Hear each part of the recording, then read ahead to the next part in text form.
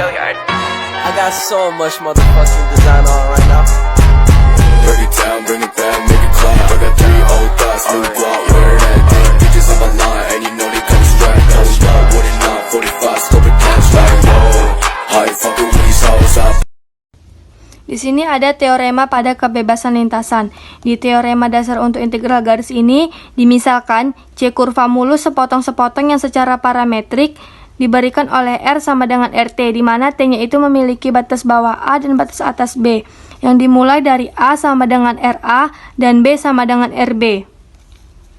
Jika F dapat didiferensialkan secara kontinu pada suatu himpunan terbuka yang mengandung C, maka integral garis nabla FR/dr sama dengan FB dikurang FA. Di sini kita membuktikan teorema dari integral garis nabla FR/dr sama dengan FB dikurang FA. Nah, untuk pembuktiannya, teorema ini maka kita misalkan C-nya itu adalah kurva yang mulus. Sehingga pembuktiannya itu integral garis dari nabla FR/dr ini memiliki tutup A hingga tutup B, atau yang dimaksud dengan integral baris bawah A sampai integral baris atas B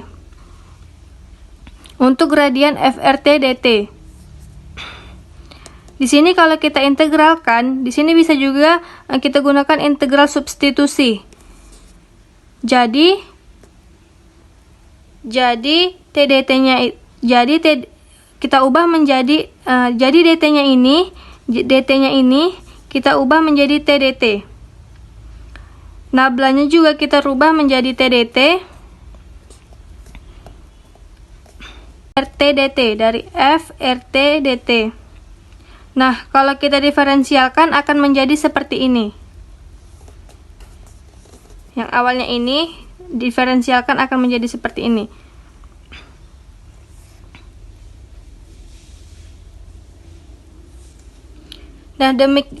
Dengan demikian, karena ini adalah bentuk turunan yang kemudian sekarang akan kita integralkan dengan batas A hingga batas atas B, maka dia akan menjadi FRT hasil dari integral turunan kan tetap dibentuk kembali ke bentuk semula. FRT memiliki batas bawah A dan batas atas B. Nah, A dan B ini kita gantikan dengan variabel T, sehingga terbuktilah teorema untuk integral garis. Nah, untuk lebih dapat memahaminya, kita masuk ke contoh integral garis yang memiliki 2 dimensi. Kalau dia memiliki 3 dimensi, dia memiliki 3 titik, yaitu di mana fungsi f-nya itu x, y, z. Kalau dia memiliki 2 dimensi, dia hanya memiliki 2 titik, yaitu x dan y. Nah, di sini ada contoh, diketahui fxy sama dengan 1 per akar x kuadrat ditambah y kuadrat adalah suatu fungsi potensial.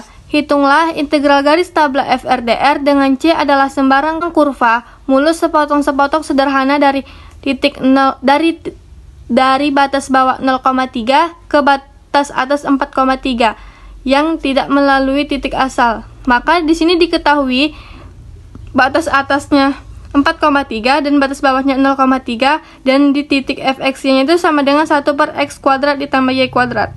Nah, di sini kita selesaikan menggunakan teorema yang sudah kita buktikan tadi, yaitu integral garis nabla FR/dr sama dengan FB dikurang FA. Nah, FB-nya tadi tinggal kita substitusikan aja ke dalam teorema dasar integral garisnya. FB-nya tadi 4,3 dikurang FA-nya tadi 0,3. Setelah kita substitusikan FB dan FA-nya, maka kita masukkan fungsi fxy-nya, di mana fungsi fxy-nya tadi sama dengan 1 per x kuadrat ditambah y kuadrat. Maka kita substitusikan integral batas atasnya tadi x-nya 4 kuadrat dan y-nya tadi 3 kuadrat, dikurang dengan batas bawahnya tadi x-nya 0 dan y-nya 3, dikurang 1 per akar 0 kuadrat ditambah 3 kuadrat.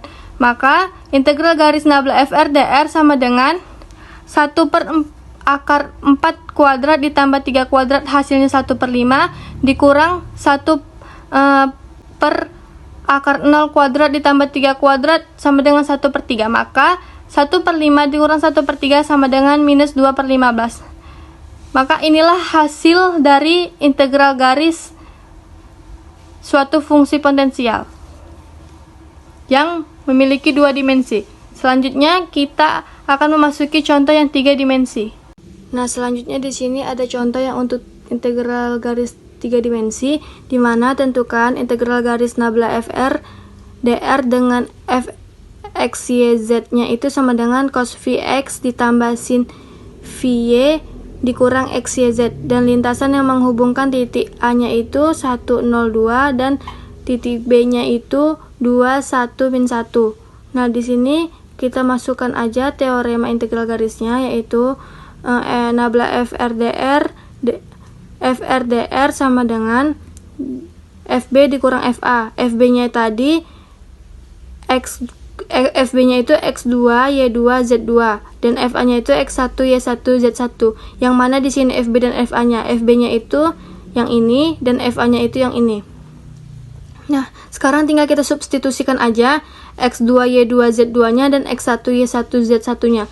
Maka F sama dengan X2-nya tadi 2, Y2-nya tadi 1, Z2-nya min 1 dikurang X1-nya 1, Y1-nya 0, Z1-nya 2. Sudah kita substitusikan, maka tinggal kita masukkan aja ke titik fxyz, di mana titik fxyz-nya itu cos Vx ditambah sin Fy dikurang xyz. Nah, di sini kita masukkan saja cos 2. Dari mana datangnya ini 2V? Karena di sini ada x ya, x2. Di sini x2-nya 2, maka cos 2V ditambah sin V. Kenapa sin V? Karena di Y2-nya itu dia 1. Kalau dia 1, dia tidak akan ditulis. Maka kita tulis sin V dikurang XYZ, di mana titik FB-nya tadi XYZ-nya tadi 2, 1 dan min 1 dikurang dengan FA. FA-nya tadi yang sudah kita substitusikan di atas, maka kita masukkan saja cos Vx-nya, X-nya kan 1, maka tidak usah kita tulis lagi, maka tinggal cos V ditambah sin Vy, di mana Y-nya itu 0, maka kita buat saja sin 0. Kenapa 0? Padahal di situ ada V, karena 0 dikali V sama dengan 0, maka cos V ditambah sin 0 XY dikurang XYZ. XYZ-nya tadi 1, 0, 2.